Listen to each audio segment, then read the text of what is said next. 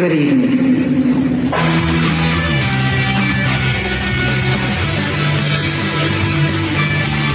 Are you awake yet? I hope. We've tried and we've tried for years and years to use passive resistance and loud voices to make a change. The time is over. Your governments around the world have no other goal than to decimate your entire existence at the hands of the bankers and the elites. The war is coming, and it's your choice to decide if you want to be a warrior or a victim. Denial is not a choice anymore. Revolution Radio, freedomslips.com. Cleaning house.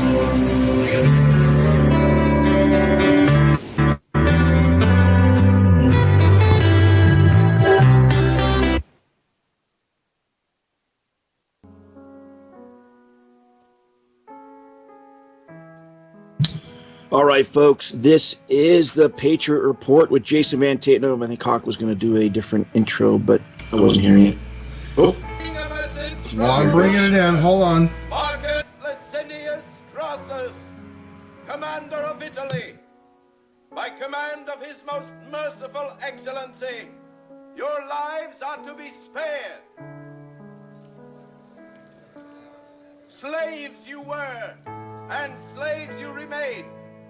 But the terrible penalty of crucifixion has been set aside on the single condition that you identify the body or the living person of the slave called Spartacus.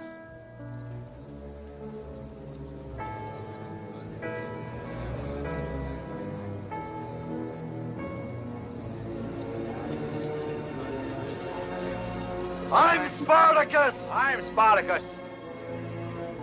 I'm Spartacus! I'm Spartacus! I'm Spartacus!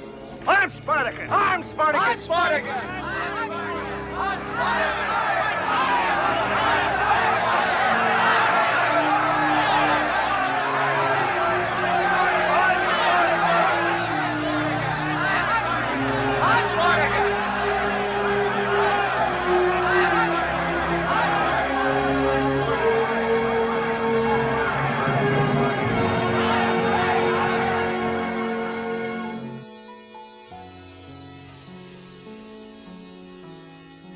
All right, there's some other music in there. I'm not sure where it's coming from. It's not mine. Oh, there it is. All right. I hope you got. I hope you understood why I played that. Unfortunately, Hawk, I didn't get a chance to hear it, but you are listening live to the Patriot Report. I'm Jason Van Tatenhove, and we're coming to you live out of the Great American Redoubt. I'm personally coming today from the wee mountains of, maybe not wee, but the sparse mountains, the sparsely populated mountains of northern Montana. Well, folks, it's been a week. It has been such a week. It's been a roller coaster, and I got to tell you, I know it's taken a toll on all of us. And really, I just want to emphasize to all of us that, you know, there are times that when you stand for something that it's very uncomfortable, that there can be fear involved, there can be, you know, it can get scary. I can tell you that through all my operations with the Oath Keepers and everything I've done, there have been multiple times that I've called my family to let them know that I love them, just so they know in case something were to happen. And, you know, I can tell you right now, I'm spending as much time with my family as I possibly can, because I don't know if I might get taken away from my family. Now, I think more and more we're finding that we're going to be talking about these indictments here in a little bit. We've got a great show lined up for you. But, you know, I really want to encourage you folks. It's important we remain steadfast to the cause, that we don't let these people make us live in fear. It's okay to be afraid, but courage is when we accept that fear and then we man up and we woman up, whatever the case may be, and we stand up and say, I'm going to continue taking a stand. I'm not going to let them drive me away with fear. I'm not going to let them silence me with fear. Fear of incarceration, fear of being shot. If they're going to do it, they're going to do it. There's really nothing any of us can do about it. I mean, unless you're living in a compound with, a dozen other operators that you guys are already prepared for the grid down situation, there's not much we're going to be able to do. If they're going to come after us, they're going to come after us all at once, folks. It's going to happen quickly, and we'll be lucky if we can get communication out. Now, I know maybe not all of you are up on the ham networks like I am and my family is up here. We're blessed in that we have a very extensive ham network in our community here, and it's a very patriot-minded community. So in that way, we're blessed. But, take this time to get up on your comms if you need be. Think about how are you going to get word out if your power's shut off and your phones are shut down and, they start coming for people. You need to start thinking about that now, folks. You really do. And as this week goes on, I've got to say, at first I was really worried. We had these indictments come down, the 68 indictments that are supposedly sealed. They've picked up quite a few people, but I haven't seen it go outside of the realm of the people that were leadership at the refuge. Now, I'm not saying it's okay, that it's okay by any means. It's not. It's not okay. But those guys that went there knew what they were doing. I went there to cover it as alternative media, and I'll accept that responsibility. I was there reporting. I was, but if they go past that, if they start picking up people now, what they put Cliven up for is definitely very scary. If you look at the indictment itself, it's very, very broad, these conspiracy charges going back to Bundy Ranch. Now, if they start picking up people from Bundy Ranch, it's a whole other paradigm. And we've got to watch this very closely, because if they start doing that, well, then we need to start coming together for mutual self-defense. Now, I want to state very clearly here, folks, that I don't think that's necessarily happening. I know that there were articles that came out this week with my name on it talking about these 68 indictments. And yes, we were getting that intelligence from very good sources that have very good batting averages. But as the intelligence has continued to come in, I don't think they're going outside of that right now. Now, that's not to say they won't. That's not to say it's never going to happen. It's just saying that right now, I think they probably have them sealed up, and these are the type of indictments that I had a special broadcast. If you guys didn't have a chance to listen to it, go to thepatriot.report. Instead of .com, it's .report, thepatriot.report. And listen to episode 3.5, a special communication. It's got myself and Stuart Rhodes and Sheriff Denny Pyman. And Sheriff Pyman's explaining why these types of affidavit indictments, why they don't show up on the NCIC database, the National Crime Database, where they normally would for non-federal charges, state and local charges, because with these particular types of warrants, it can just be the prosecuting attorney, the judge, and the law enforcement officer that are involved with it. They can just sign it, put it in their pocket, and sit on it for as long as they want. And last week we were talking with Blaine Cooper. We talked to him just before he was picked up. And, if you haven't had a chance, go listen. That was probably his last interview that he did before he got picked up, at least one of them. And that's if you go back and go to the Patriot Report, go to episode 3 and check that out. But again, this is it's crazy times we're living in, folks. I sincerely hope they don't start coming after all of us, because if they come after us for standing up, for reporting, with Blaine and Pete Santilli, that does worry me, because they may have been part of leadership, but they really were there. Their whole point of being there was to get information out through the alternative media, because we know that the mainstream media really doesn't tell us the real story. It demonizes, and you never get things. And having that alternative media gives you counterbalance. It gives you a direct line of information. So, I think it's very important that we have alternative media on site with these operations when they happen, and that's why I've done what I've done for so long, because it is very important to get those. There's a meme going around that it goes back to World War II, but I think it's very appropriate. I want to read it for you guys here, and we're going to get into some interviews. First, they came for the ranchers, and I didn't speak out because I wasn't a rancher. Then, they came for the protesters. I didn't speak out because I was not a protester. Then, they came for the patriots. I still didn't speak out because I wasn't a patriot. Then, they came for me, and there was no one left to speak out for any of us. I think we need to let those words sink in, folks. We are living in very dynamic times. We are living in historic moments, and I know that the people in Leningrad back in World War II, when they were rounded up neighborhood by neighborhood, there's a lot of quotes going back to that, but basically, there was a lot of lamentation of the people that were, rounded up and put in the camps, saying if we had just I'm paraphrasing here, but if we would have just banded together and had mutual self-defense, if we would have just stuck together and given these guys a run for their money, they would have been disheartened, and they certainly wouldn't have got rounded up as many people as they had. And go back and look at history, folks. History is our best barometer for what is coming, our best forecaster. If they start these types of roundups, we are so far from living in the America that you and I grew up in. And I pray that we're not there yet, but I gotta say, I am keeping my eyes wide open.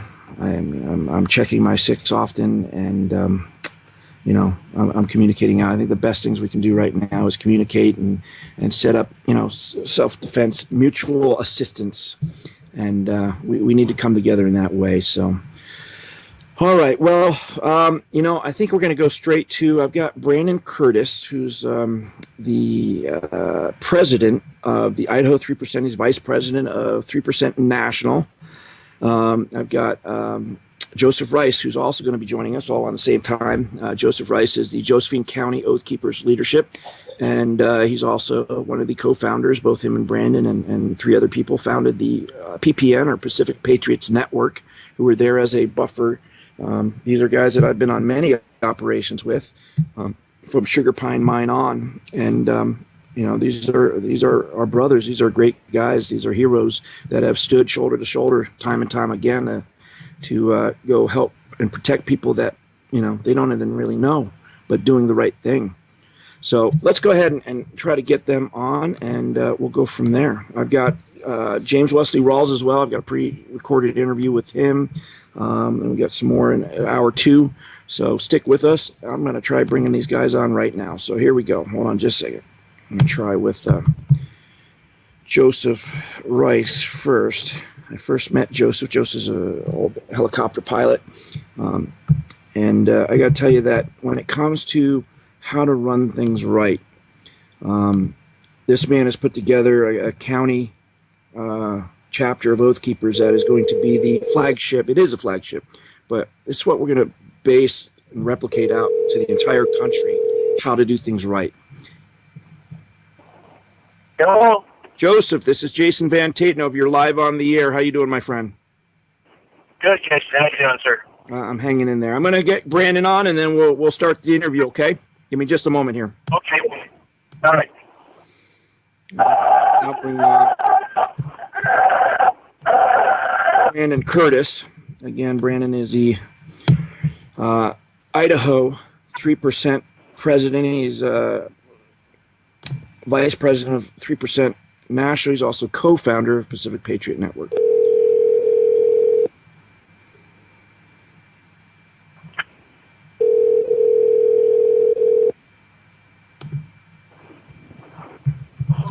Hello.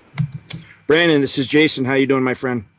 Good. How are you? Good. You're live on the air. We have you on with Joseph Rice. I gave you guys both a quick intro, but I'd like you guys to kind of update us on what you heard coming down the line this week. Give us an update as to what's happening there in Burns. I'd love to get your input on these indictments we're seeing coming down. At this point, I've really, from my own personal sources, have heard that they're not going outside of Bundy Ranch or outside of the refuge guys and Cliven and his group coming to try to retake the refuge. Starting with you, Joseph, can you give us your take on what's happened this week with the arrests and just update us on things we need to know about and give us your take on things? Well, I think, what you're seeing, it's some of the language in the indictments are concerning. You're seeing a broad brush painted, such as crimes against a conspiracy to commit crimes against the United States. I mean, that can be anybody, any day that gets upset about anything. And it seems to be a focused attempt to curtail and crush people who want to exercise their freedom of speech, civil disobedience. Our nation has moved and progressed along because a segment of society has protested. They've done it by peaceful occupation, they've done it by violent means, but it's drawn attention to an issue, and I think that's what we saw with the occupation of the refuge. One of the things that's a huge disservice, and it was interesting, last night I attended a Lincoln Day dinner, and the guest speaker was World Net Daily, and he was explaining how the media today doesn't report things. They have sold out. And so everything the rest of the nation in mainstream media is tainted to the left side. It's not reporting accurately what's occurring. And that's a huge disservice. I mean, they should be watchdogs. They should be holding the government accountable and their feet to the fire. And what you now have are the rise of patriot groups, which are doing what had traditionally been a media job. One of the more discerning things I heard recently, and it was actually today, there was a medical group that was actually sponsored out of Oath Keepers that set up at the Narrows, and they set up a medical aid station. And there's been some individuals that have been arrested because the federal government is trying to tie the refuge occupation to that medical station. That medical station was on private property. They paid the landowner to be there. It was an RV park, and it was set up only after the county of Bonnie County, refused to respond to any 911 calls out in that area. So there you have a situation where the citizens are paying for emergency services, and then emergency services refuse to respond. So Oath Keepers, in looking forward at the events and there to support the community, go out and set up a medical station with credentialed and medical trained individuals, and now the federal government's trying to tie them to the refuge. They were there because the county stopped providing emergency services out there. We know those guys. In the essence of that, what do you do? They're going to be on the show hopefully next week. I've been trying to get an interview with that team since I met them at the funeral there. Please go ahead, Joseph. I didn't mean to interrupt you there. No, but I look at that and I become frustrated because there's a situation where the everyday citizen has a trained and credentialed skill set. They see a need, they go out, they fill that need. During the standoff, the situation was occurring at the refuge. They're not tied to it at all. They're just there in case somebody gets hurt in a local community because the county is now refusing to provide emergency medical services out in the area. And now the federal government is trying to paint with a broad brush. I mean, the Narrows campground is over 4 miles from the refuge. Those individuals weren't tied to the refuge, but they're out there trying to arrest and indict people. And they're making the allegation they were there. They were part of it. So, well, actually, can I break in a minute? Actually, we talked to the owner of that campground, and she's running people off there because she's getting death threats if she does not. And I talked to a couple of ranchers out there to get people other places to camp because the people that owned that campground were getting so many death threats that they, in fear of their own lives, told everybody out there, press and anybody otherwise, to leave. See, that's atrocious. Yeah. Joseph, that was Hawk, he's kind of co-host with me. He's the station owner for Revolution Radio. Well, when you look at why are they getting death threats? I mean, no one's making threats. It's the people that didn't like the message being sent out by the occupiers, and they're calling in and making threats against a landowner who's lawfully trying to run their business. I mean, at one point, the FBI and the state police completely blocked them off from any type of public access, and really hurt their business. A group goes out there, they pay money to rent the RV spots to provide a service to the community because the county was refusing to go out there, and now the federal government wants to try and somehow associate them with the refuge occupation. And that's just, what point does that become overreach and conspiracy by individuals within the federal government to deprive somebody of their constitutional rights? I mean, now when people want to go out and help and provide a service, if it's not a government function, they're going to come at you with legal claims and charges. Right. It's upside down. This whole thing is upside down. Let me try getting Brandon. We just lost Brandon. I'm going to try adding him on. Give me just a second here, Joseph. I don't want it being ringing while you're trying to talk here because we want to get everything you have to say. Yeah, that's a fact. I talked to her the other day. She refused to go on air, and she's scared to death. But she's clearing the campground of anybody involved because she has no choice because she is scared to death. Well, we're seeing these intimidation tactics all over the place. All right, let's get Brandon on and get his take on things as well.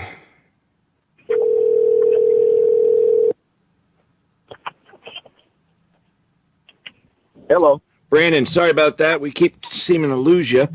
Brandon, while we got you on, please give us your feel about the last week, what we've seen. Joseph was talking, I don't know how much you were able to hear about that, but the medical crew that had come up from the Nevada area had set up. But give us your take on what's happened in last week with the indictments, just everything going on. Tell us what's going through your head these days with all of this. Well, it's raised a huge point of concern of why they're doing the things that they're doing in regards to, pushing a fear tactic to share the narrative of, as we heard put out by, individuals in our federal government that they have to stop the virus, the Patriot virus, standing up for constitutional rights, this is not considered a virus. And so I just believe that they're pushing the indictments and the arrests to make a point of power, and how if you mess with the federal government and their narrative, that they will use their power to try to take away your freedom. I mean, we see that people are locked up for exercising their First Amendment right, clearly, and that's a huge problem. Do you think that we have to worry, Joseph and Brandon? All three of us were there. We were on site. Obviously, you guys were there for a lot longer than I was, but I was at the refuge. I was in the buffer group as well. Do we have to worry at this point about being rounded up, or do you think we're okay right now? Do you think they're just going to hold on to these things and see what happens? What are your thoughts? Brandon, I'll let you answer first. It is a concern. It's always, it's been a concern in the back of my mind just because, it just seems like they've taken a position they can do whatever they want. As far as my position, and the rest of the people, and I'll let Joseph speak after I'm done, but, we did nothing wrong. We did nothing illegal. We were very clear of our position there and why we were there. The two times we went to the refuge to talk to Ammon, we notified the authorities that we had in there, and they said, okay, and at that time, people were still free to leave. So, our role there and our mission was very clear. However if they try and attempt to twist that later to turn that against us, that's yet to be seen. So we'll see. Joseph, what are your thoughts? I agree with Brandon. I mean, everything was lawfully done. At the same time, that refuge was open to sunrise to sunset to the general public. No government authority, county authority, state authority that I'm aware of ever closed it. It remained open to the public. And if they're going to start going after people that were trying to moderate and mediate to a peaceful resolve, I guess that would also be every single news reporter from any main station that went in there and embedded themselves and stayed on the refuge.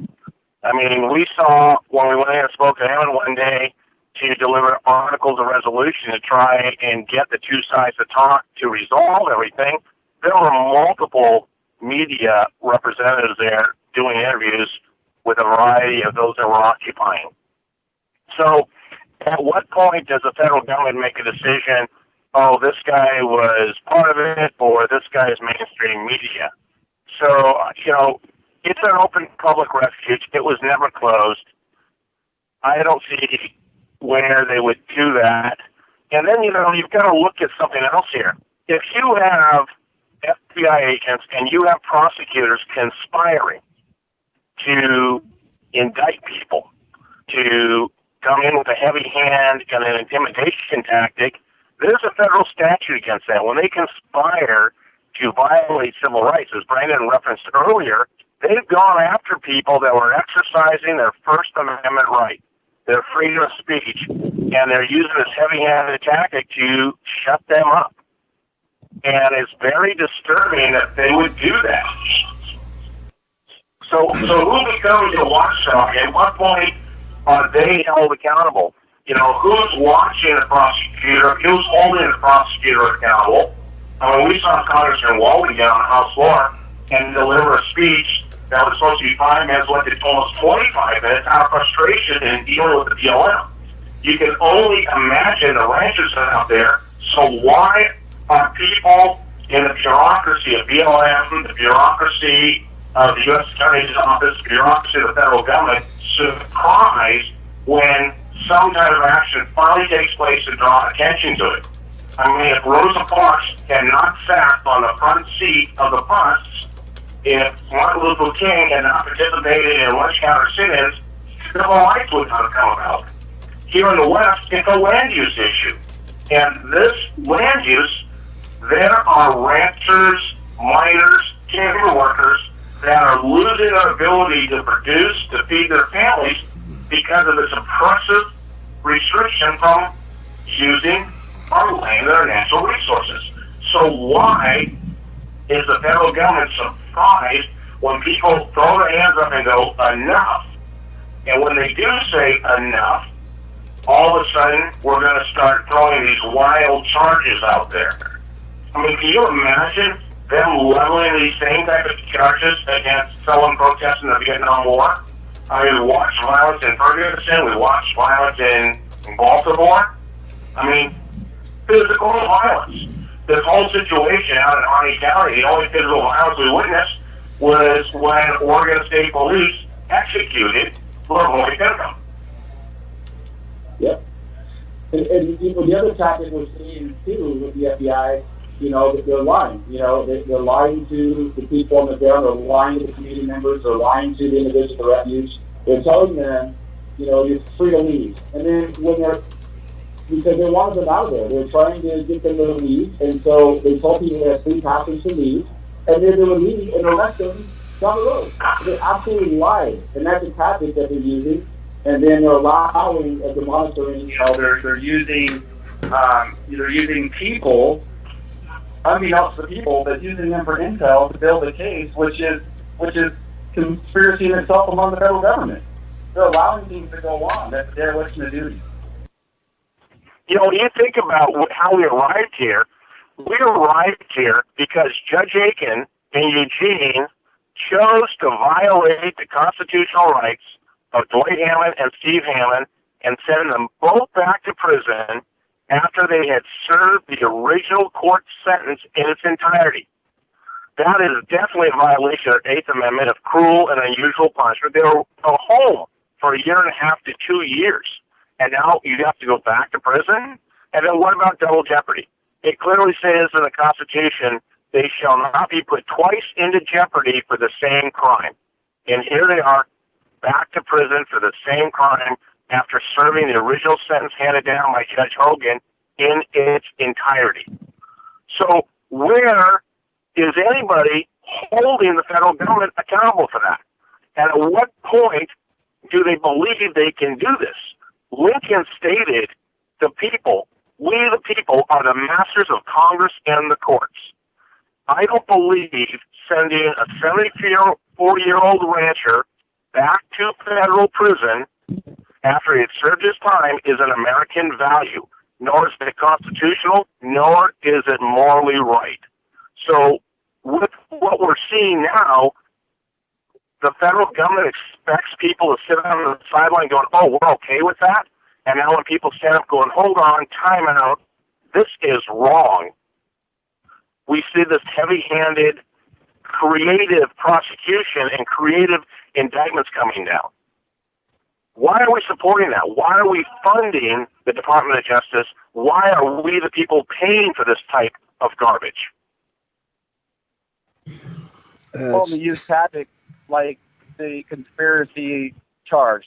You know, I learned with sitting from legal counsel on Friday of why they use the conspiracy charge. Why is that? They don't have to prove the crime. They just have to prove that two people talked about it, and it opens up a whole different ball field, if you will, for evidence and evidentiary things that are much more lax than if you're trying to actually prove the crime. So that would explain why the federal government is blanketing everyone with this conspiracy charge, because it's a blanket that they can scoop everyone up in, throw the charges at the wall, and hope they stick. Now, let me ask you this, guys, and Joseph, you have quite a bit of experience, and Brandon too, with dealing with the BLM and legal cases stemming back from the Sugar Pine mine operation. Do you think these charges they're gonna stick? Do you think they have a possibility? I mean, they seem so outlandish, and yet I don't know. It's the federal government. Their rate of prosecution success is astronomical because everything seems to be rigged. What are your thoughts on that?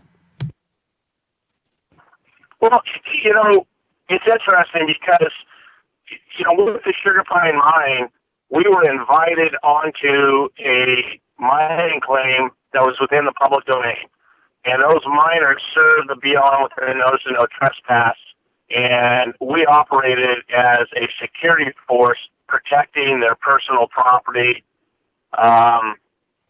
making sure it would not be destroyed from a threat that was made by BLM. Now, as this has transpired, our position, the miners' group position, is they were given their day in court. That means, here's your citation, here's what you violated, here's your court date. They took the action to force BLM into the Internal Board of Land Appeals Court to get their due process, to protect their Fourth Amendment right. And why should they have to do that? As it's now come out, we hold emails where it shows the head archaeologist and the mineral technician conspired to gain access and take control of an old 1800 stamp mill, an artifact that sits on the Sugar Pine mine. We have the emails back and forth where the head archaeologist says, you have to do whatever you need to get them off of there. We need to get that and protect that. Now, this is something they purchased. They own it outright, but it's one of 7 mining artifacts the BLM wants to get into their collection. Now, under Title 18, that's conspiracy to steal their property, to violate their rights, to take their stuff. Now, we don't see the federal government going after those 2 individuals. Why is that? Why is there a double standard? Who holds that accountable? And at what point do we, the people, stand up and go, hold on, time out? The system right now is rigged in the sense that the federal government has its own legal staff. So if I, a private citizen, want to hold them accountable, I need to go find an attorney, go into the legal system, go through their rules, go through their process, go through their procedure to hold them accountable for something they should not have done in the first place. That is not what our founding fathers intended when they wrote the Constitution and founded this nation. The people were always given a position of power to hold in check and constrain the federal and state governments. That's what the document is for. Now, here we are today utilizing that and working through it.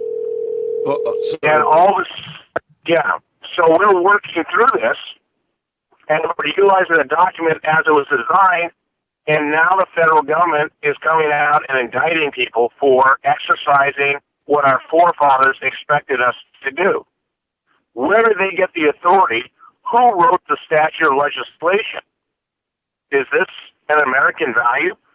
When you start using law to constrain freedom of speech, we're already headed down the backside of the hill, and it's a dangerous, slippery slope.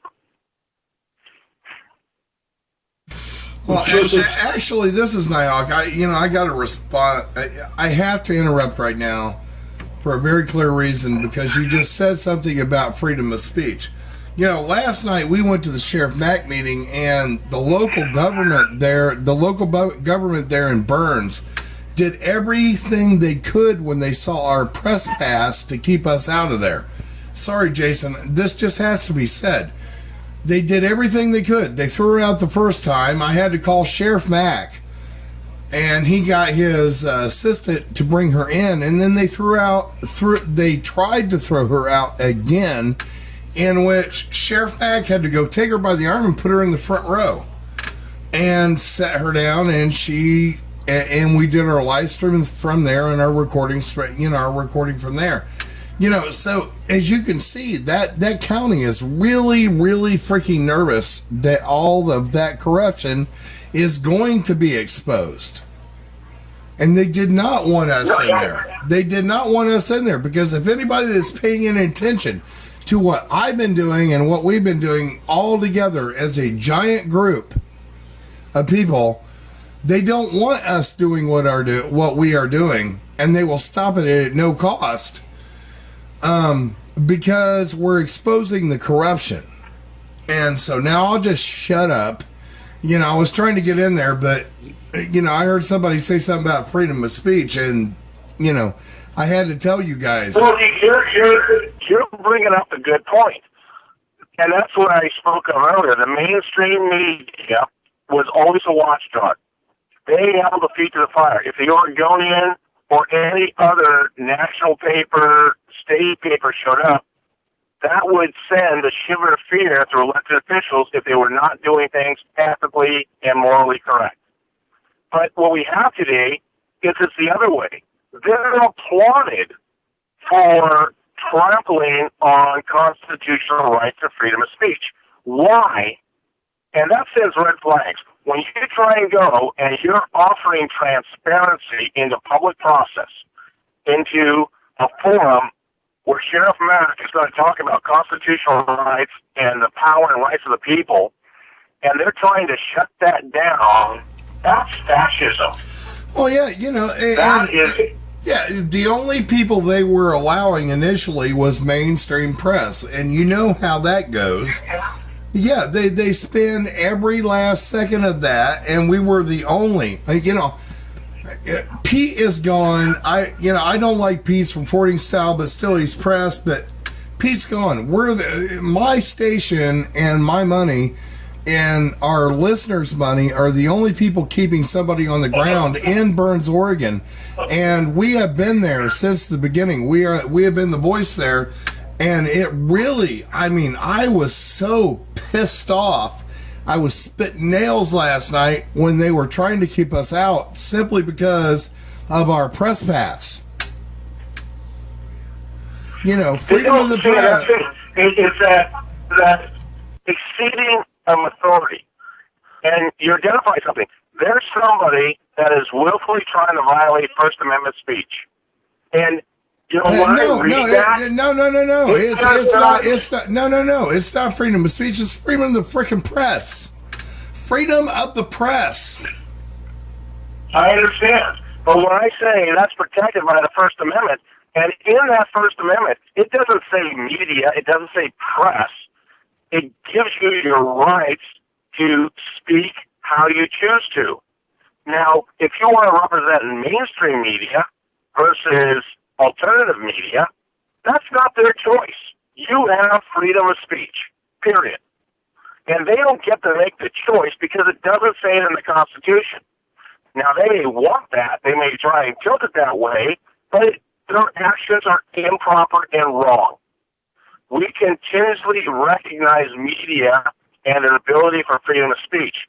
They don't get to pick and choose. One of the interesting things last night at the dinner was how mainstream media, as we see it today, your published newspapers, are failing because social media and internet media is far more effective. It reaches far more people. It has a much larger audience, and it is more current and up to date than the one daily newspaper.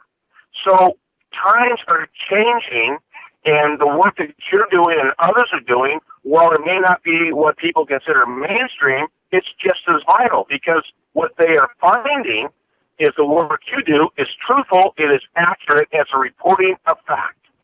What we have in mainstream journalism today is storytelling. They don't believe the American people are smart enough to be given the facts and make their own decision. So they have to tell them what they should think. And they've sold out. They've completely and totally sold out. And they have not done this country or this nation any favors at all. You guys have an absolute right to be there. You have an absolute right to record, and you have an absolute right to report as you see fit. That is protected in the Constitution under the First Amendment. It doesn't define what media is. Joseph, let me ask you this: where do we go from here?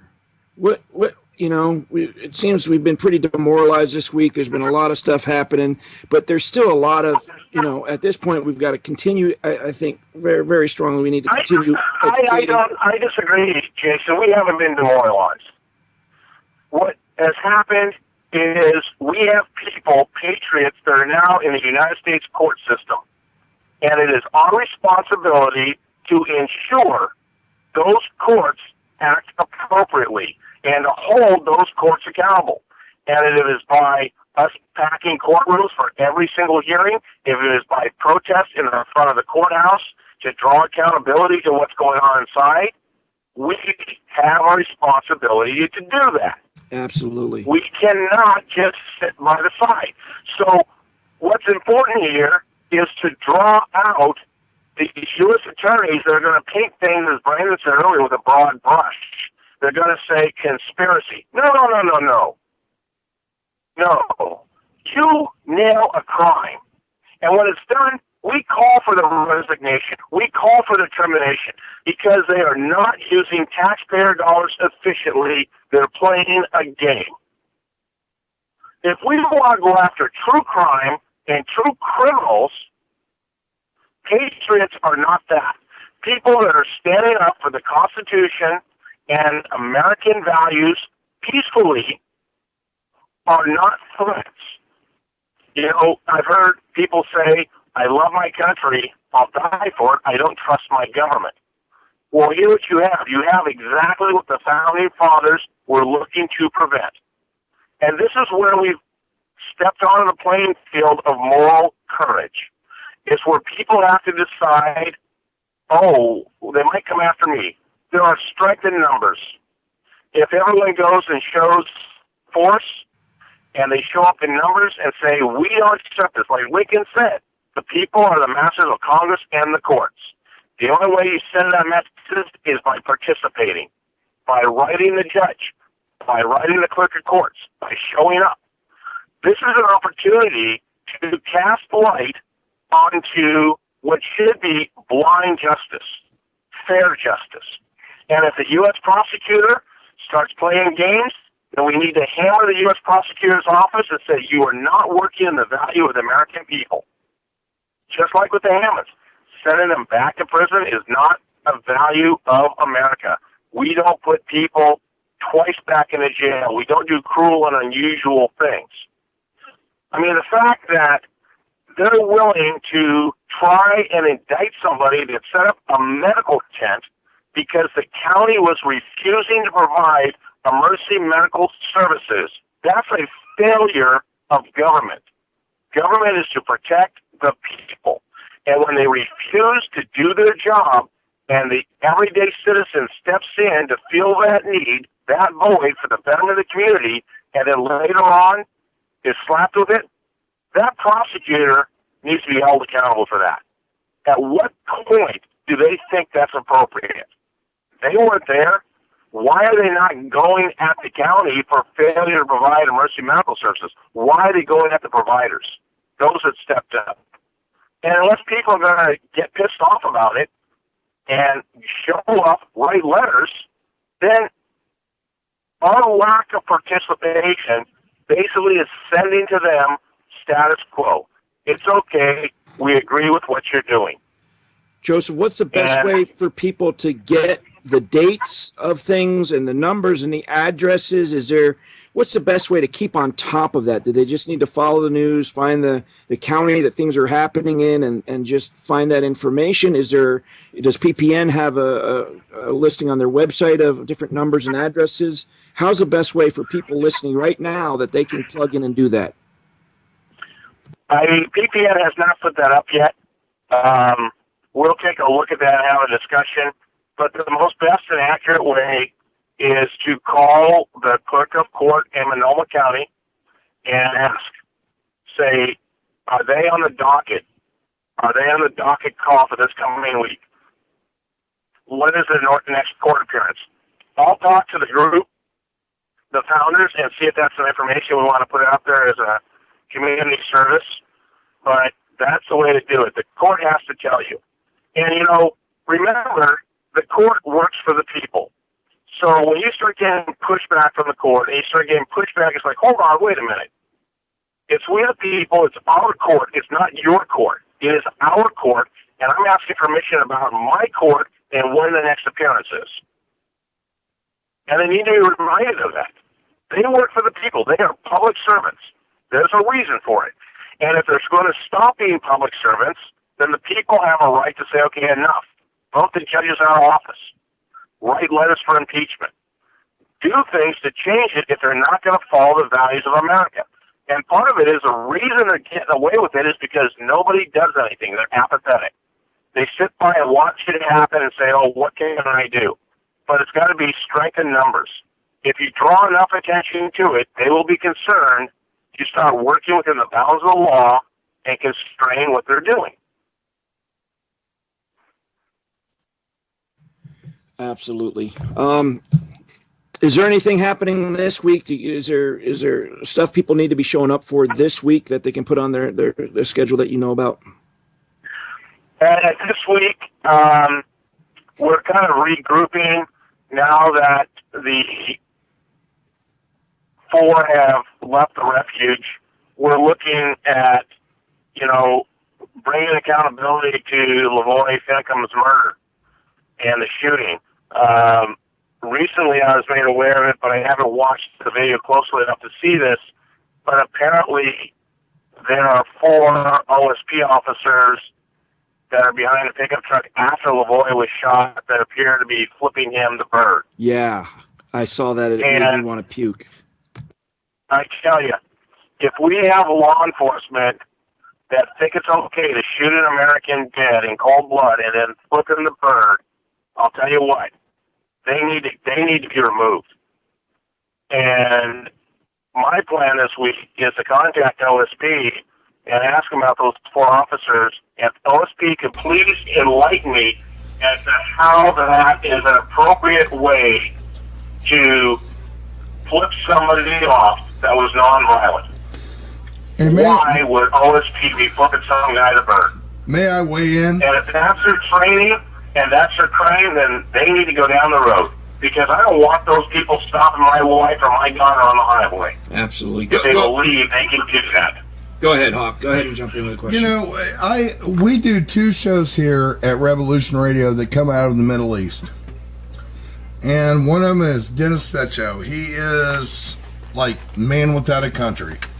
He is an American that has moved to the Middle East, and he does business over there. And I showed him all this stuff, and he's lived over there for 13 years. And he says to me, what I'm looking at is I'm seeing police going way beyond.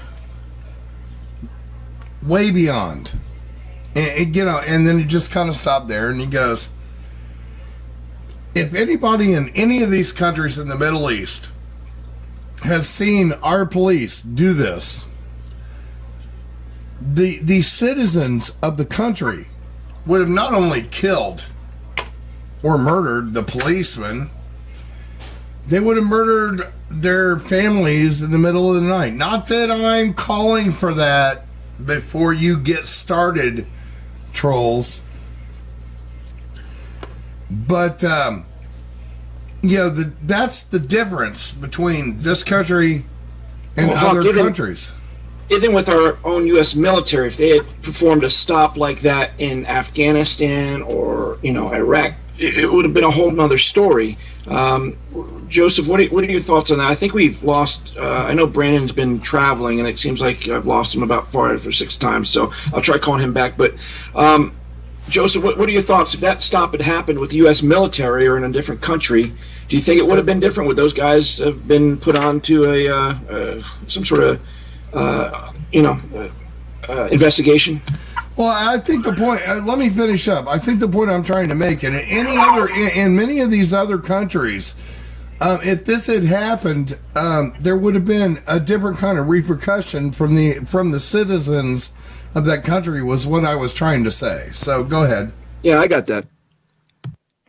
No, I think what you're looking at is, and it's a concern I've had since I came back out of Afghanistan, was seeing the militarization of American law enforcement. And the danger of it creates an us and them mentality. We need, in our communities, in our counties, to go back and say it's not an accepted value here. We want community policing. We want peace officers. We want those law enforcement that integrate into the community as law enforcement. I walked that site extensively, and that was a military tactic that was employed against civilians. And there were improved positions in the tree line above the corner on the high ground where they had actually sawed the branches off for rifle rests. And you could see the position of the vehicles, the improved positions they had down the road from it. They had set up a classic military L-style ambush. Finnegan rolled into a kill box. That was a unquestionable kill box. And it's what happened. He was shot and killed. That is not how civilian law enforcement works.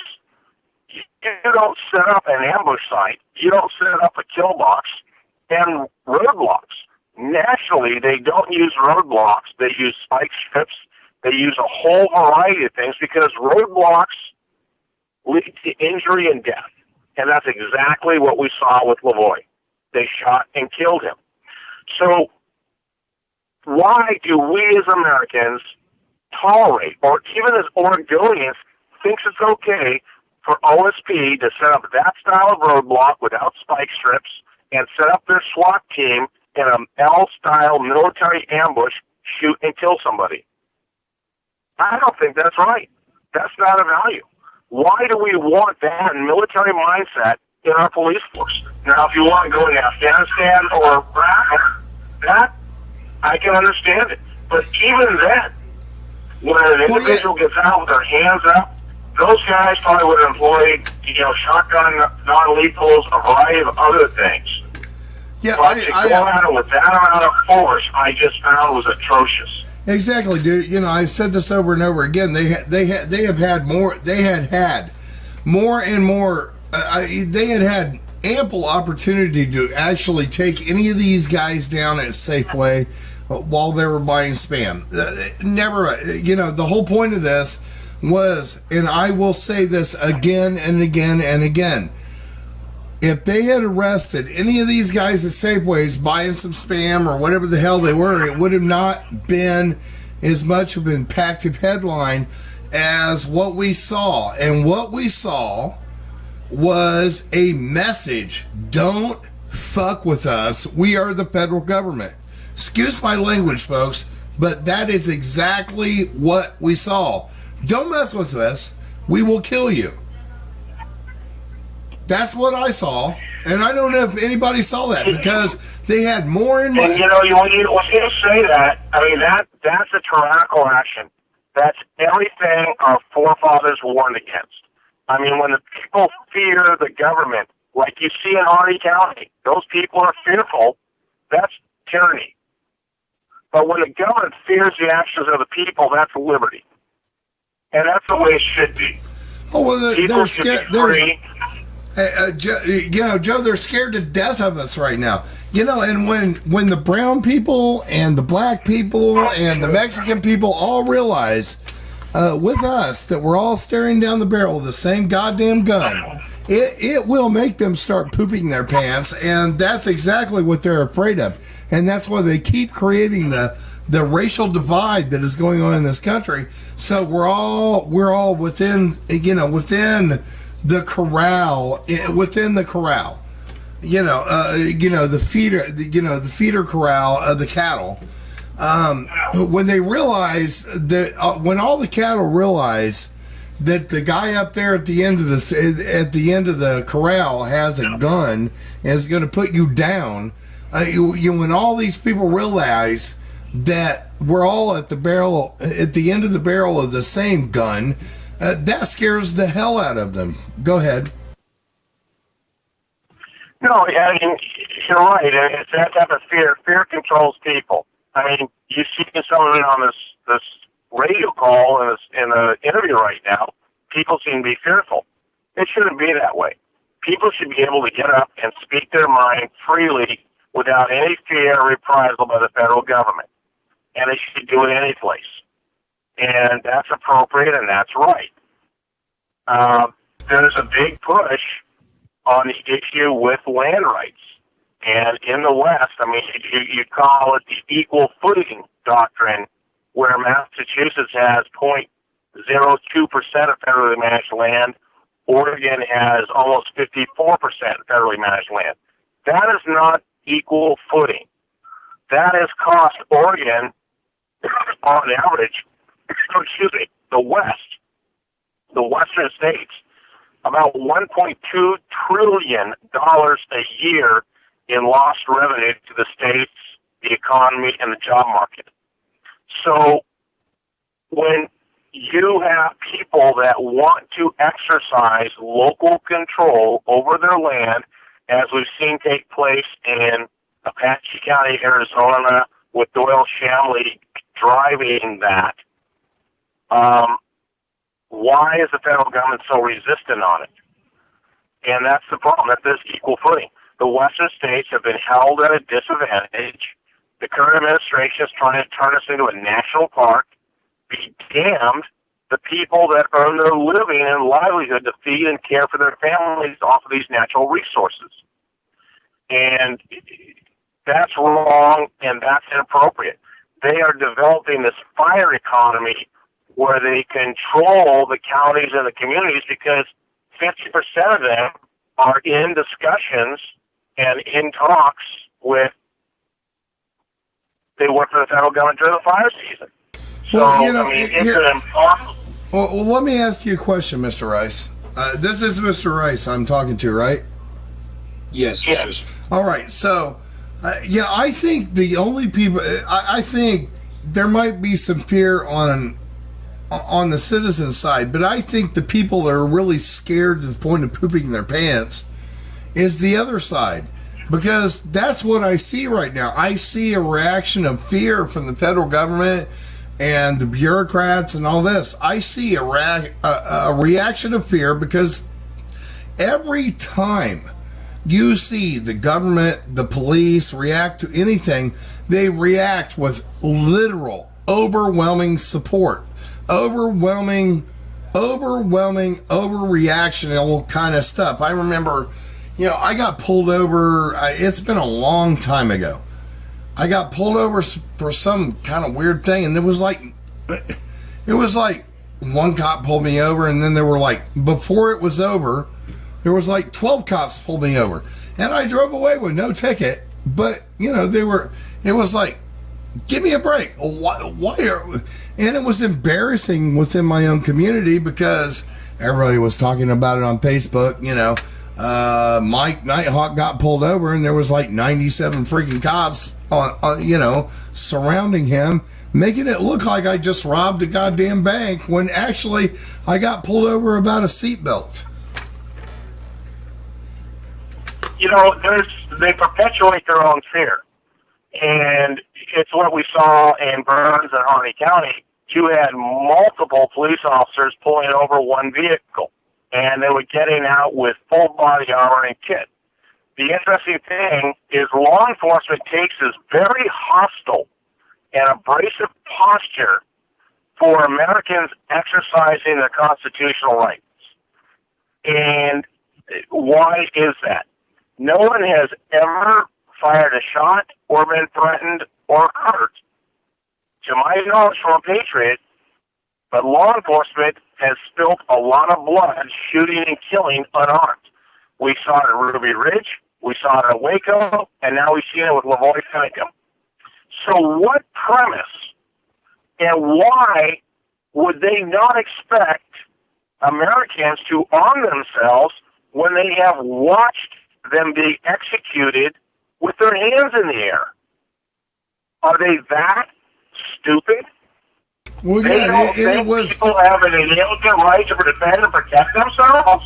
It's inalienable. And it comes from God to protect ourselves. Yeah, and Ruby Ridge and Waco are not the only examples either. There's been hundreds of examples over the last just 20 years.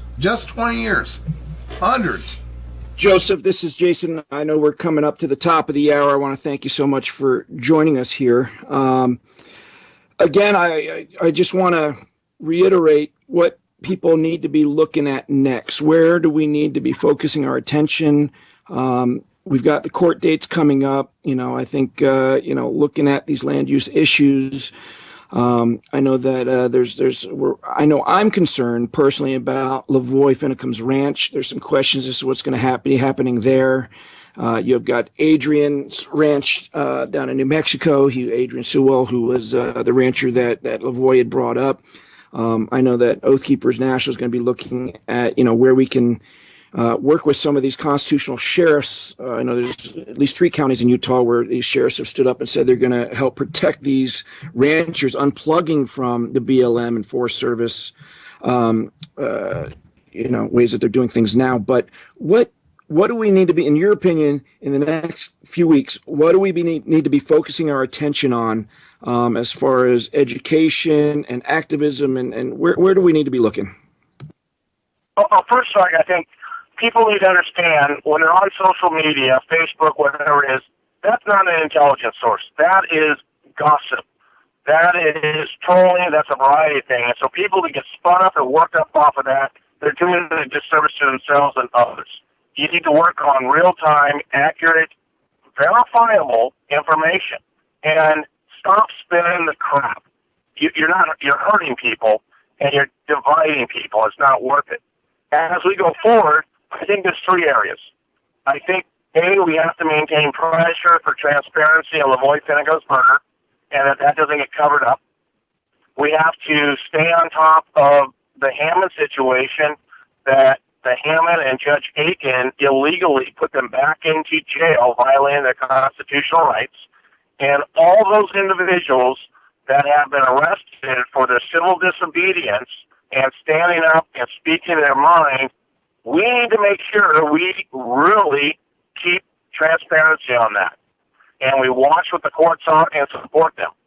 If we as Americans are going to have civil disobedience as the way we change things, when people do step off onto the field, we must support them in doing that.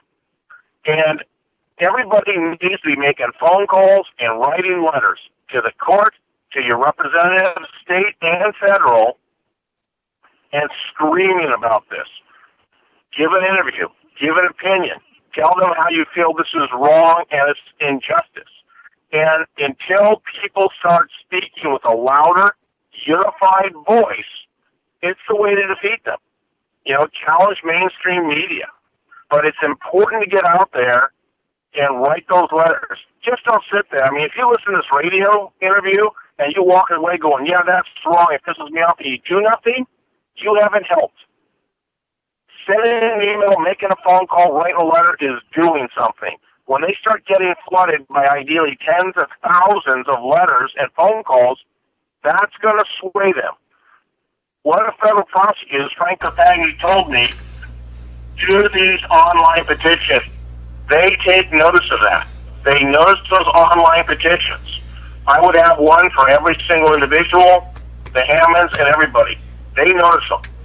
When they see that you got 20, 30, 50,000 people signing it, that sways their decision-making in the way they go about it. And if we find prosecutors that are out there going conspiracy so they don't have a preponderance of proving a crime, we need to start screaming at those guys, what are you doing? This is not how I want my U.S. attorney representing me in the court system, because it's ours, not theirs. Absolutely. Joseph, tell us where people can get more information on PPN and Josephine County Oath Keepers and the work that you're doing. Well, we have the two websites, oathkeepersjoco.com, and that's what we're doing in Josephine County. And then it's the PacificPatriotsNetwork.com. And all information that goes on that website is vetted.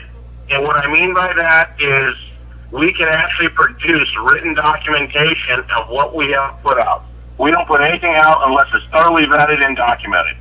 We'll work on finding out court schedules. I'll talk with the intelligence team and get them to put up some information so people can stay informed as this whole situation starts moving through the court systems.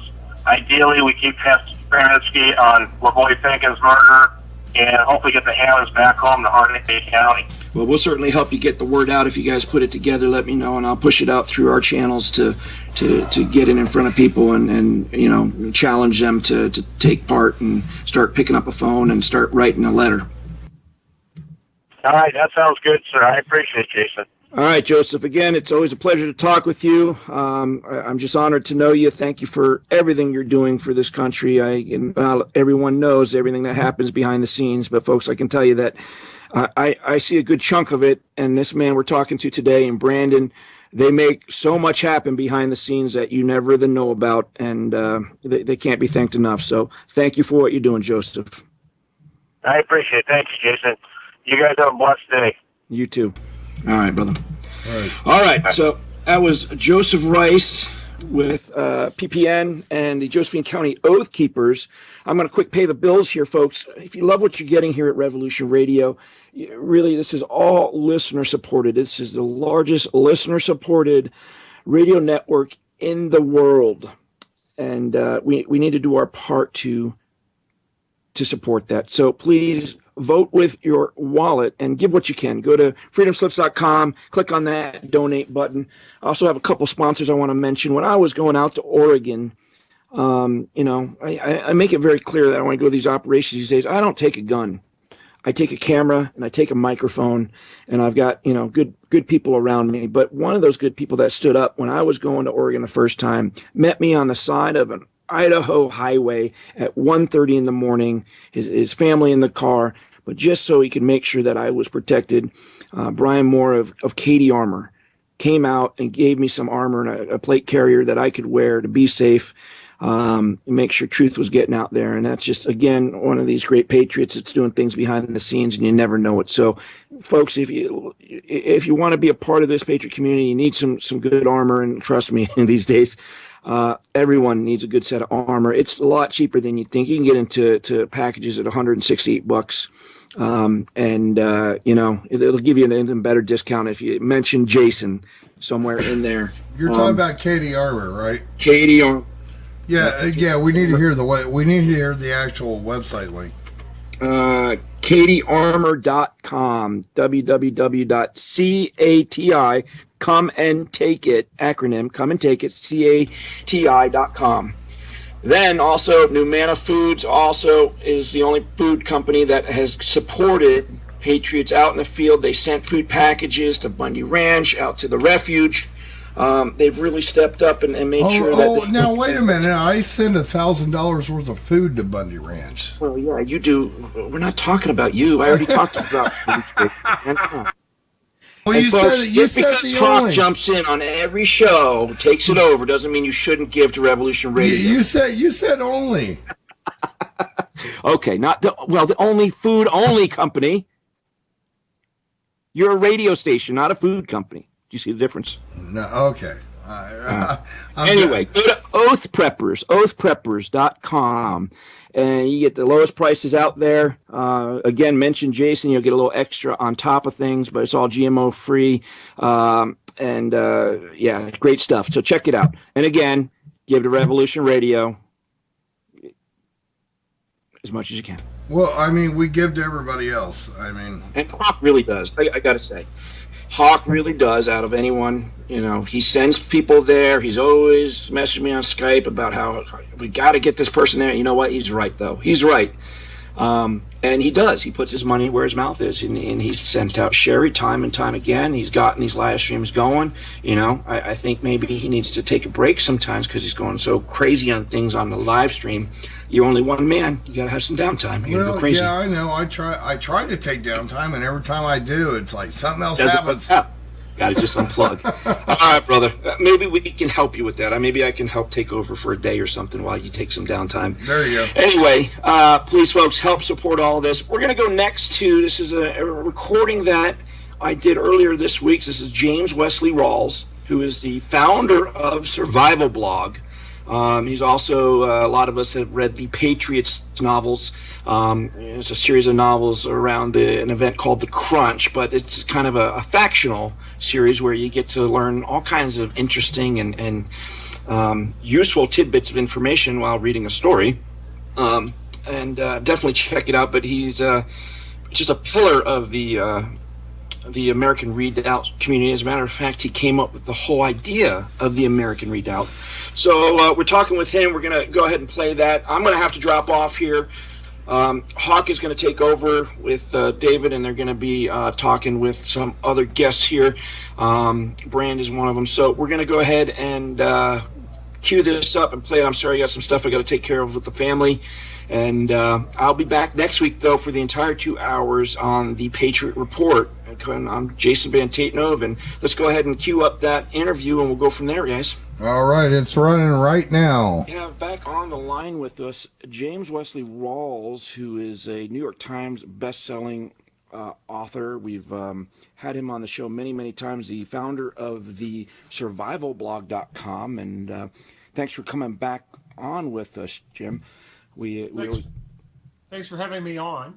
Absolutely. We always appreciate you taking the time to come talk to us. So we've had a lot going on since the last time we've talked. Obviously, the new year kicked off in a very big way, and starting off with what's happened there in Burns, Oregon. I was just wondering if we could get your thoughts as to what's happened down there, and what do you think of that whole event?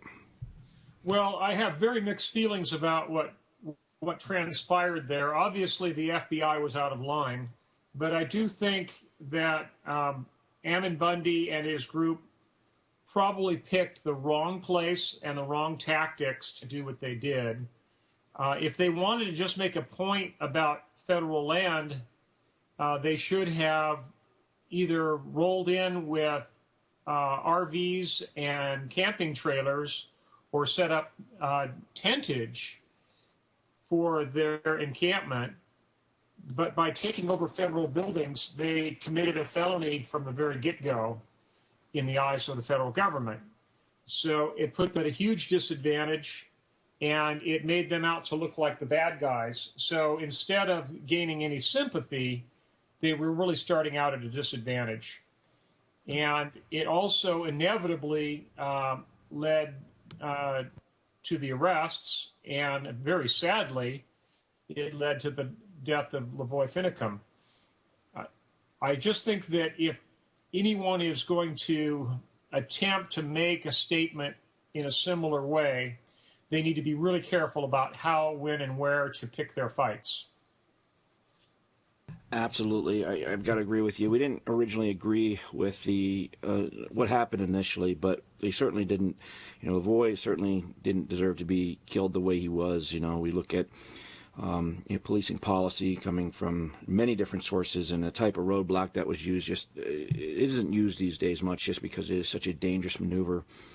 And I think they were really scared of the when they talk about a virus spreading there. I think that was the virus of people standing up and beginning to really educate themselves as to the BLM and Forest Service and EPA and these different alphabet soup agencies and what they're doing under shade of law. I think they didn't want that notion getting out there that what they were doing possibly could be not legal or under shade of law.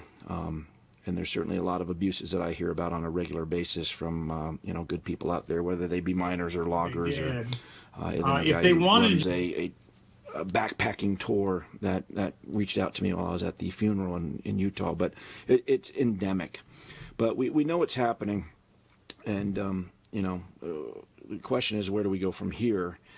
And unfortunately, things aren't over there yet. We still have a lot of questions up in the air, but there's no doubt that they're very closely looking at the people that are standing up, the people that are attending these events, and they're putting together these lists. And that kind of ties into an article that you had written, entitled "The Red List, Blue List, Black List, U List."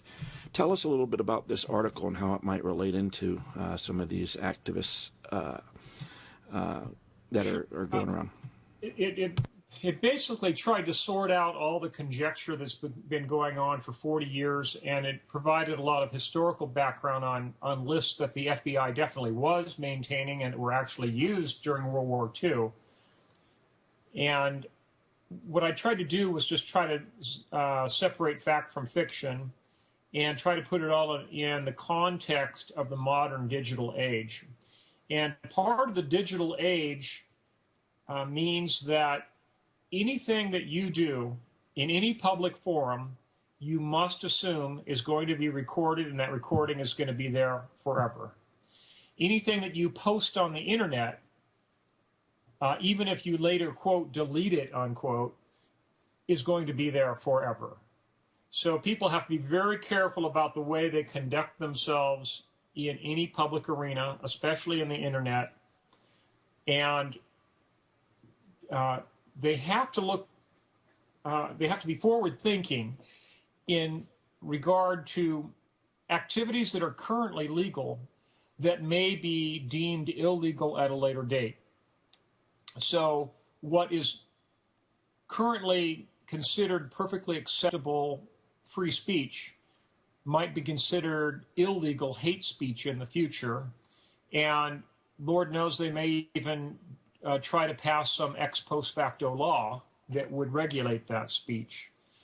So it's really important that if anybody is going to make any inflammatory statements, you have to be really careful about using statements like, well, they should be hung, or hang them all, or that kind of statement, because if you make those kind of statements, depending on the context, that could be seen as conspiracy speech, and you could end up with a federal conspiracy charge against you, and that, as the Bundys found out the hard way, carries a 10-year penalty, 10-year prison sentence.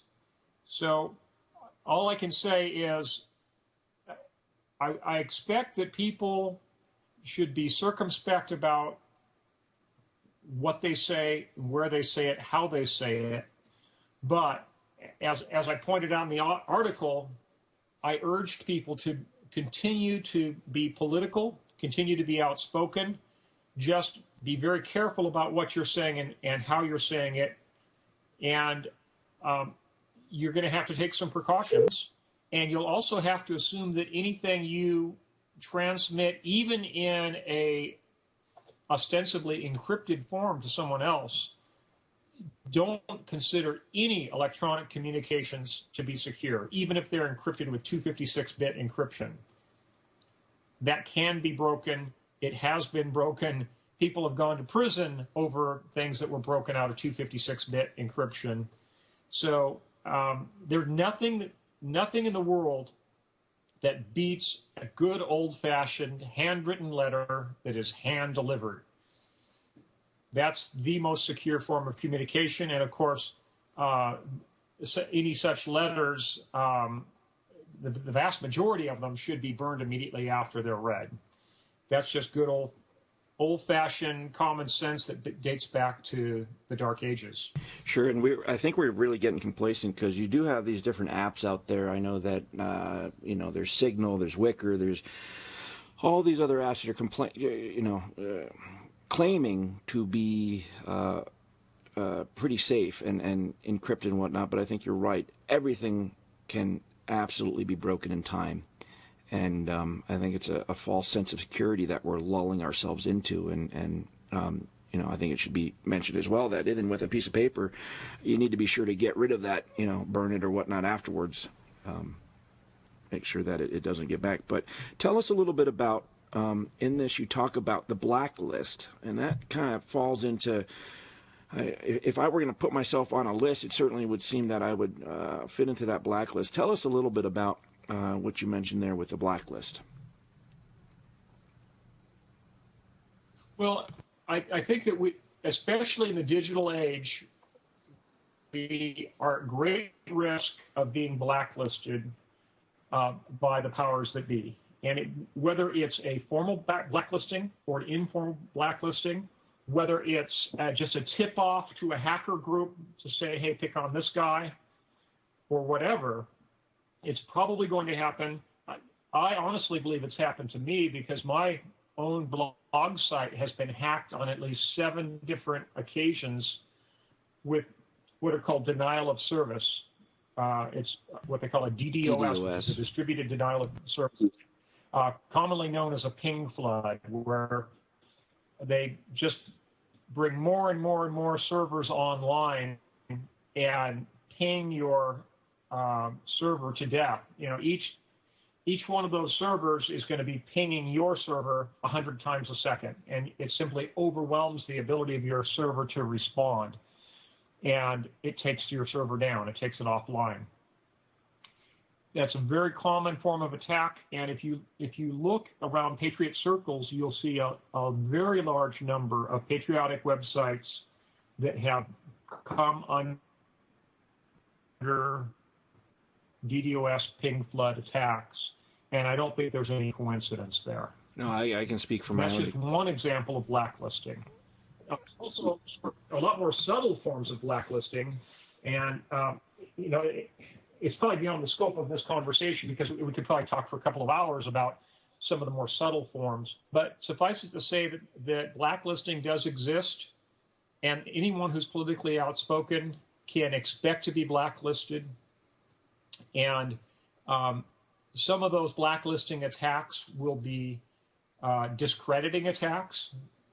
It's not just, shutting your servers down. It's also discrediting you by the use of internet trolling. In fact, there's even some evidence that there's automated trolling going on where if you use certain keywords in the comments to a political article and your name is cross-referenced, then the automated troll will pick that up and flag you for a trolling attack. So we live in a pretty sophisticated era, and unfortunately the same era can be referred to as the age of deception and betrayal, where our own Constitution has been subverted, where those who stand up for the Constitution and everything that it means are going to be attacked. And as time goes on, I think we'll see increasing sophistication on the part of the people who mean to muzzle us. Well, I can certainly speak from experience and say that my radio show has been shut down from DDoS attacks while I was actually broadcasting from the refuge. I was there for about a week, and they just shut everything down like they turned a switch off. It was pretty crazy to witness, so I certainly agree with you on that. And I guess there's not really that much we can do to protect ourselves from it other than, good internet protocols, as far as security goes, password security and whatnot.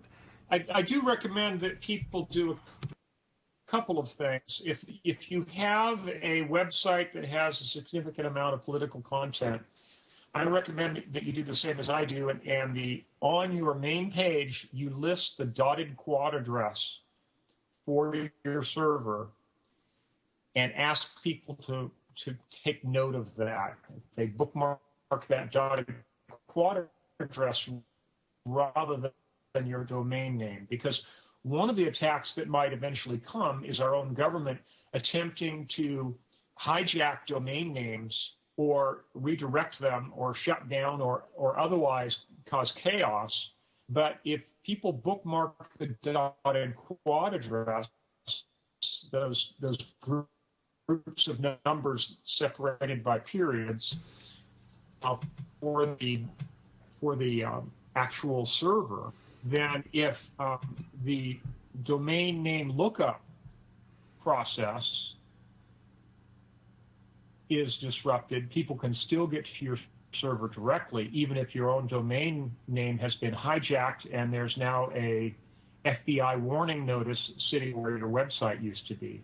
If people type in or bring up from their bookmarks your domain name rather than your domain server address. So you're talking about the IP address, the 64.92.12. Yeah. Dotted quad IP address rather than the domain name.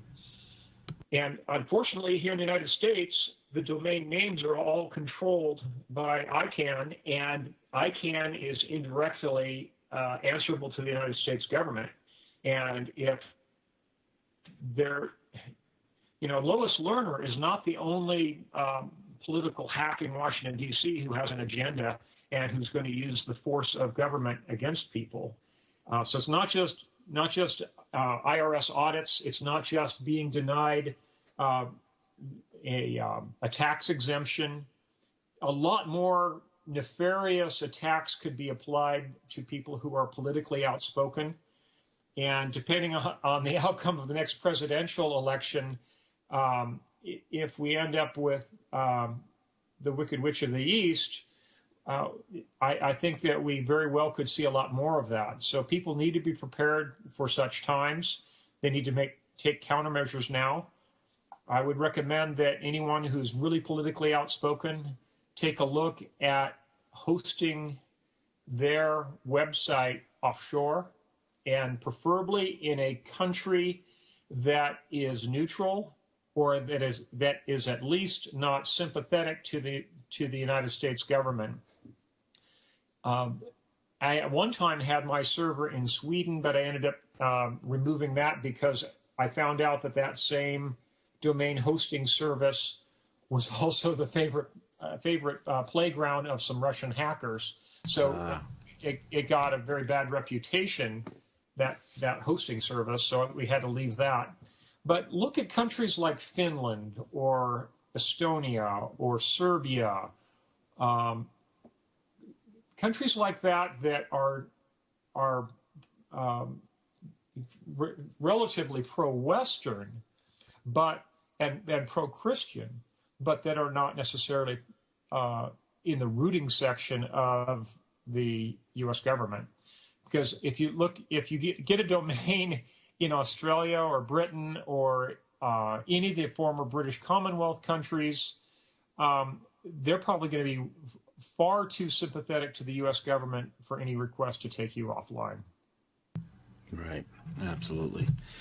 Now, last time we spoke, beginning of I think it was right before the beginning of the year, you had just about released Land of Promise, right, which is your newest series. It's no longer in the Patriot series around the Crunch event, but rather a new fictional series talking about.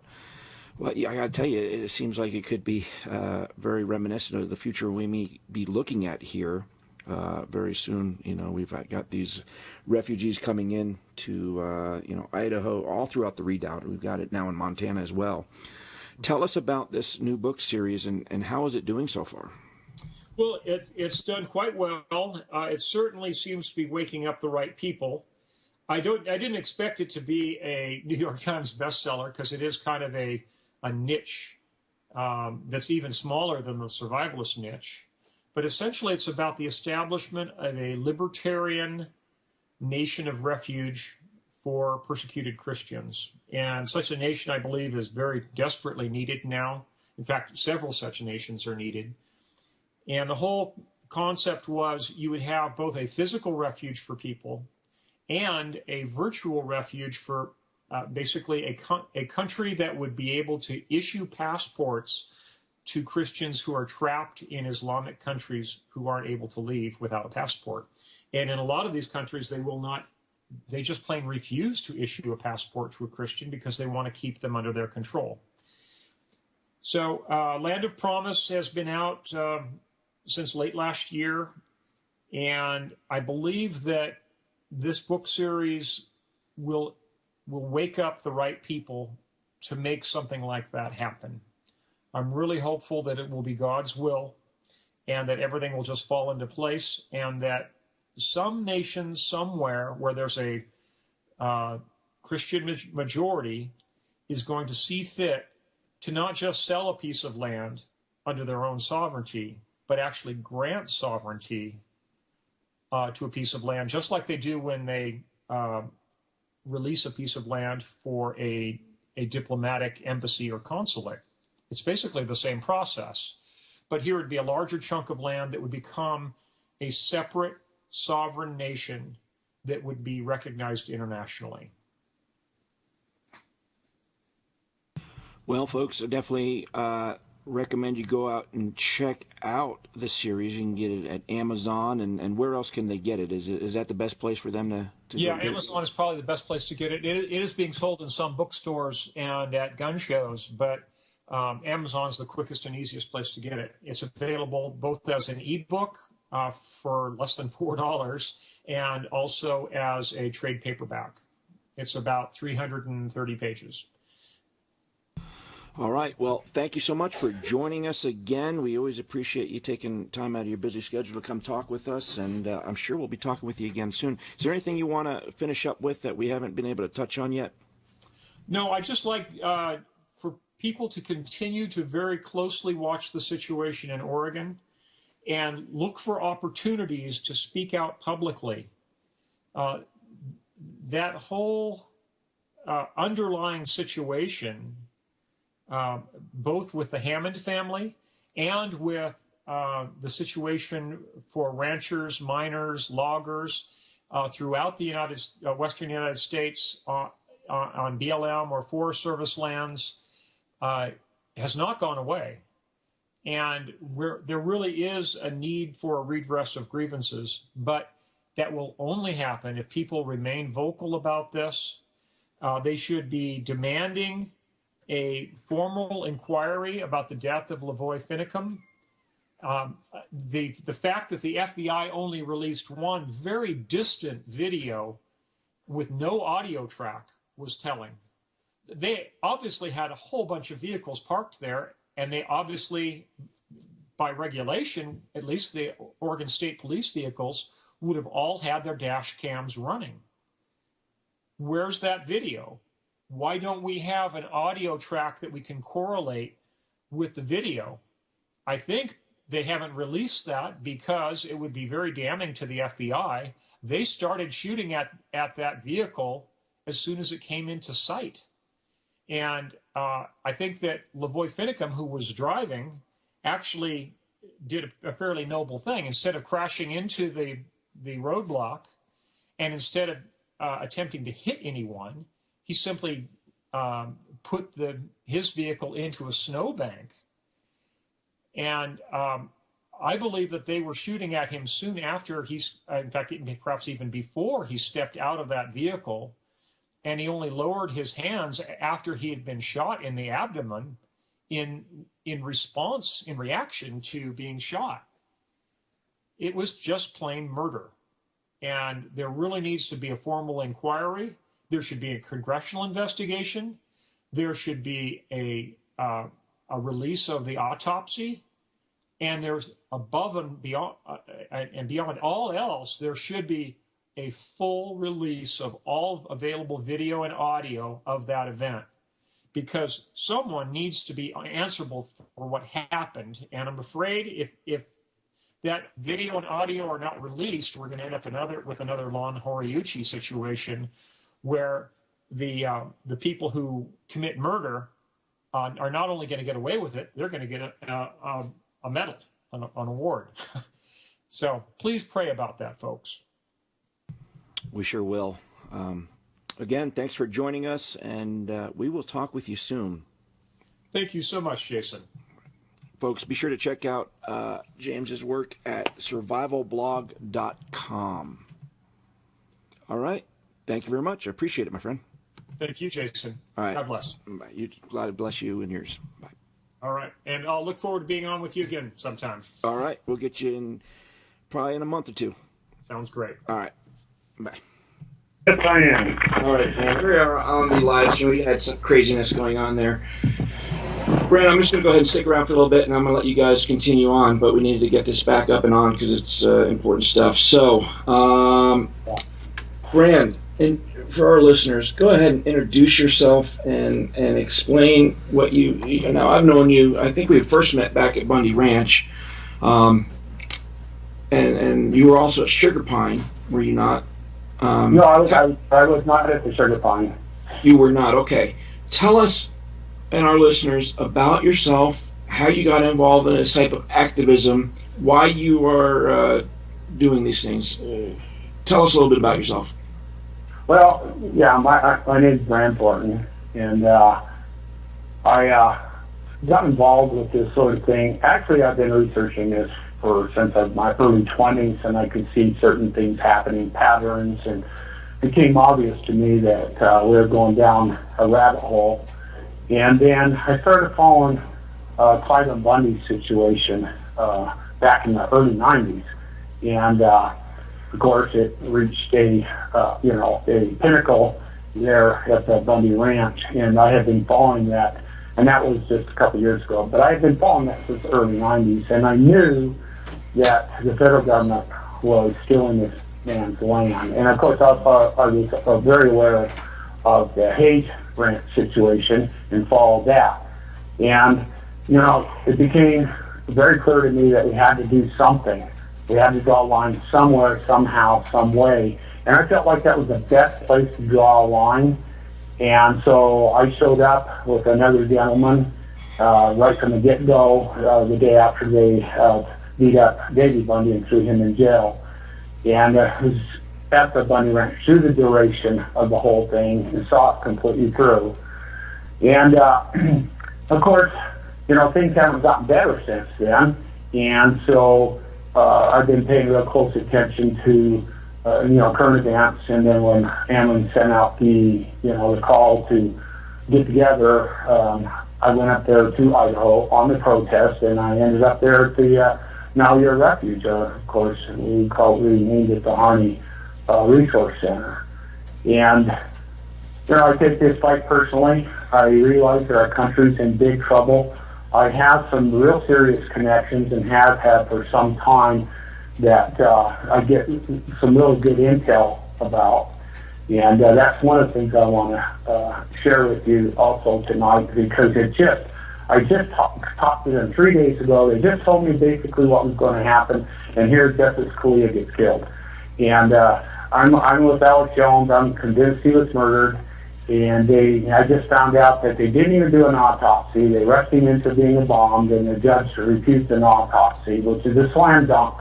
If that doesn't get people's attention, what's going on, I don't know what is. A little bit more about myself. I am LDS. I am a returned missionary.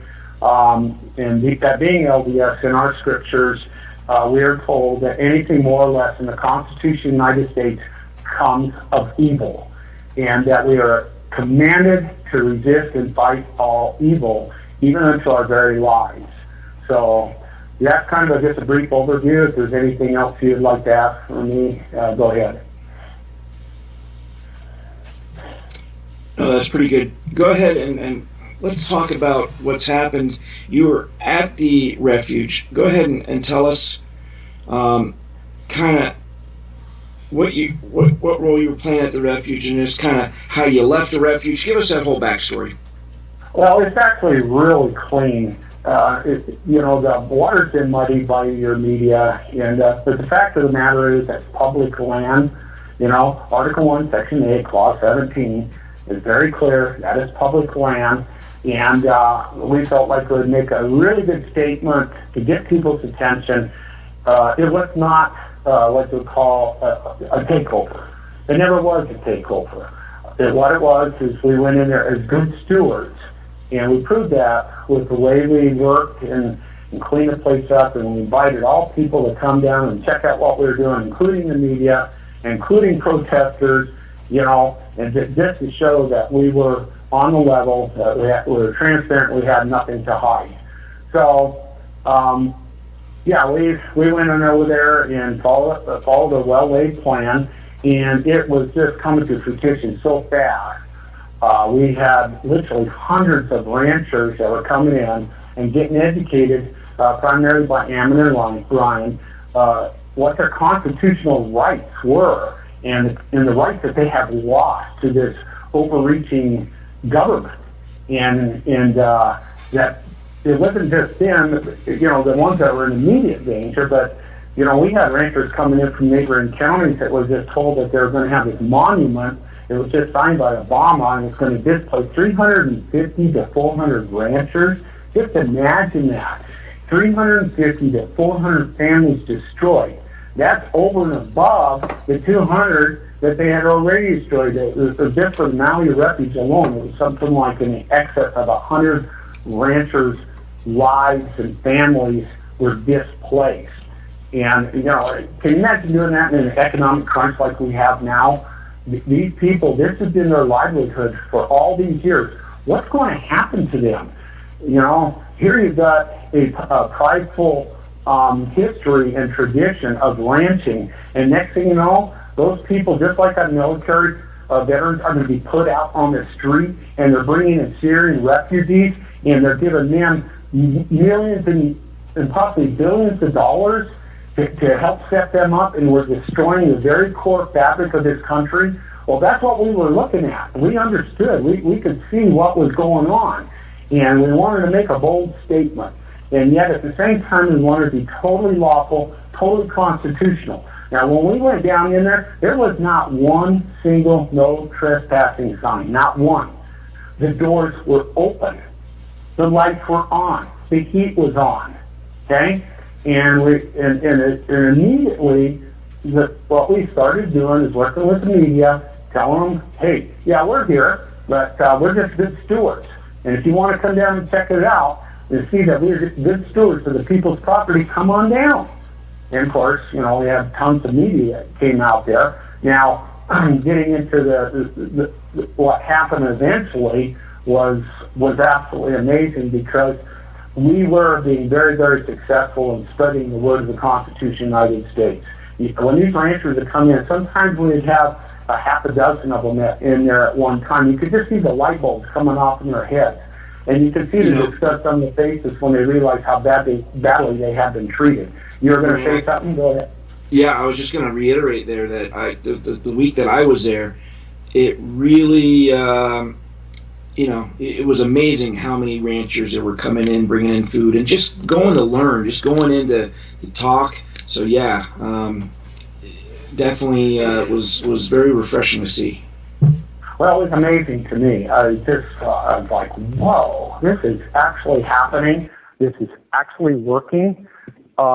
People are taking notice. They're standing up. They want their rights back. And, and it was working so well that you had a couple of state senators there, Senator, I think his name Walden, and he came out and he said, it called it a virus. The Constitution of the United States was a virus, and it was spreading, and that's why it all had to be stopped. And I think pretty much everybody has seen what took place on the way to Grant County with the roadblock. It wasn't a roadblock, of course. It was a setup, and it was cold-blooded, calculated murder. And it was for that reason that the Constitution was spreading that they decided to take out the heads of this movement. And, you know, when you take out the heads of a movement, everything quickly deteriorates, and of course it did. And there's a lot of people that are incarcerated right now that have been picked up, and there's quite a few that haven't. But the biggest surprise to me, and the most amazing thing at this point, is the charges. Conspiracy? I mean, you know how broad a spectrum that is? That is unbelievable. They can go after anybody and everybody, anybody that even made a positive comment on Facebook towards what was happening there is now part of that conspiracy, and they can come after you. That's mind-boggling to me. They just, it's mind control. It's destruction of the First Amendment. And, if you can't talk and you can't think for yourselves, what do you got? You have nothing. Yeah, it's extremely chilling effect. So, Brand, where do you think things are going to go from here? We've got about 7 minutes still, maybe 5 with I don't know if there's a commercial break set up or not. Well, let me cover one thing. Sure. Going back many years ago in the mission field, there were some other missionaries that we always tend to keep in touch, for so many years. And then I kind of lost track of them until the Bundy Ranch thing. And one of them called me up and he said, "Hey, Elder, what the hell are you doing?" Which we always call each other elders even to this day. And I explained it to him. He said, "I know exactly where you're coming from." And come to find out, he was an FBI agent. And there's another one's an FBI agent. 3 days ago, I got a call, and it was a warning. And they knew where I had been involved. And they told me, "This is what you got to look for. This is what's going to happen. They're going to start taking out high-profile constitutionalist, militia-type constitutional sheriffs, et cetera, et cetera." And I said, "Okay." And I said, "What do you mean by taking them out?" And he says, "They're just going to take them out." Well, and that's pretty much everything in a nutshell, And then yesterday, or was it this morning? I didn't get it yesterday. It was this morning, wasn't it? Yeah, it was yesterday, because I just talked to Stuart Rhodes about it yesterday and told him what was going to happen. Yeah. And it fit to a T, exactly what they told me. High-profile constitutionalists they were going to take out. Justice Scalia was murdered, I'll guarantee you. It sure seemed like crazy timing, didn't it? I mean, I just don't believe in coincidence anymore. And they sure had the natural causes sewn up real quicker than they should have. And they're not even going to do. Now, from what I understand, it's a state law in every state that you must do an autopsy. Well, this judge came forward and denied an autopsy, and he's already been embalmed. So, to me, that is a slam dunk. As a whitewash, and they're covering everything up right there. Well, what does that mean? I mean, why do you think they're taking him out specifically? What's Scalia? I know that he was one of the last constitutionalists we had there that actually didn't want to just hack it up piecemeal. But what are your thoughts on why him? Well, just 2 days ago, he voted against Obama's global warming thing.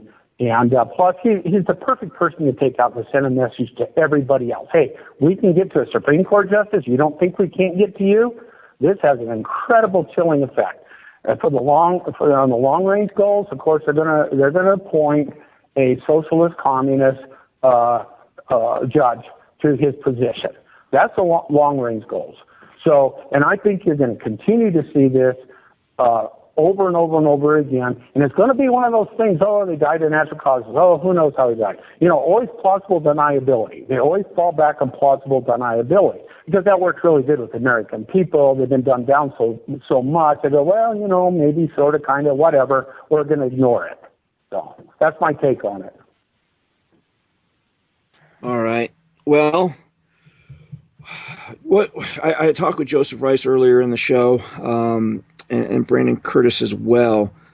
They say moving forward in this next week, really some of the most important things we can do is writing letters, showing up for these court dates for the guys that are there, and these other things. I hate to say it. It's a waste of time. They need to be starting geared up and figuring how to take care of their homeland.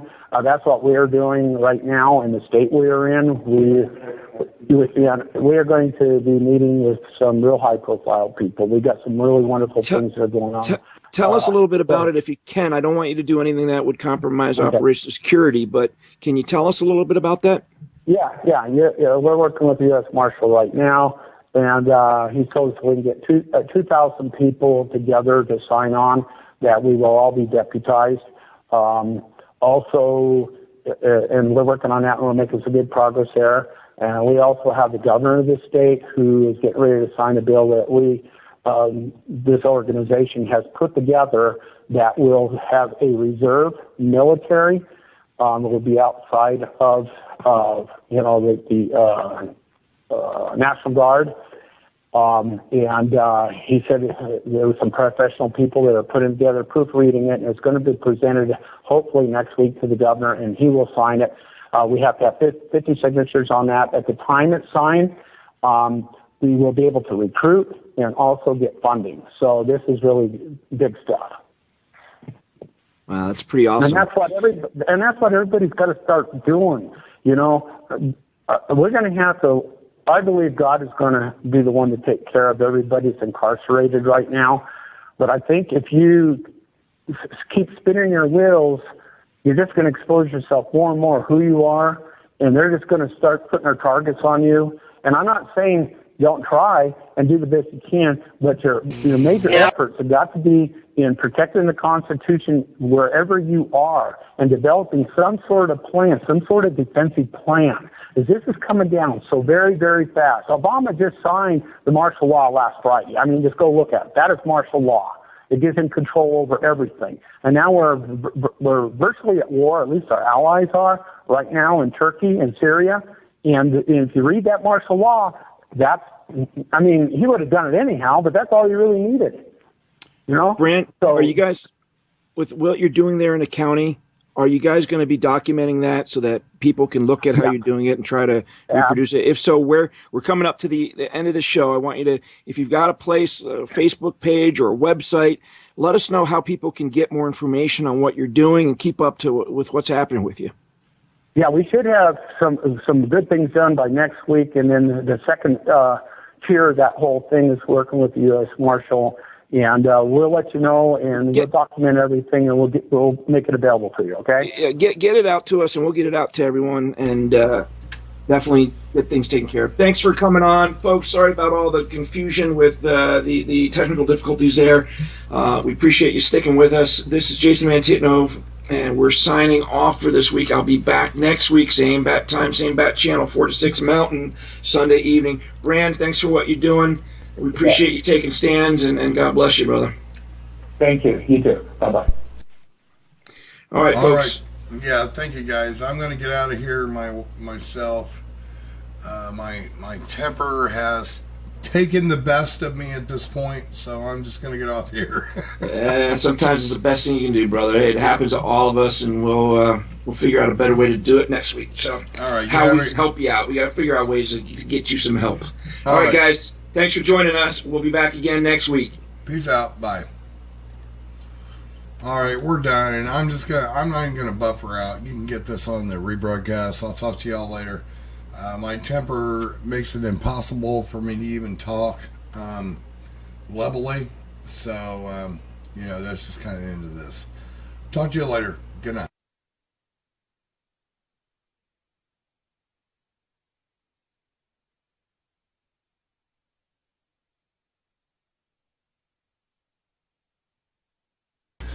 All right, I'm going to close this one and let it archive out. I got something else coming up for you here in a few guys, but I want to break this up so Jason can get a copy of it to post on his channel. Be back in a few, about 4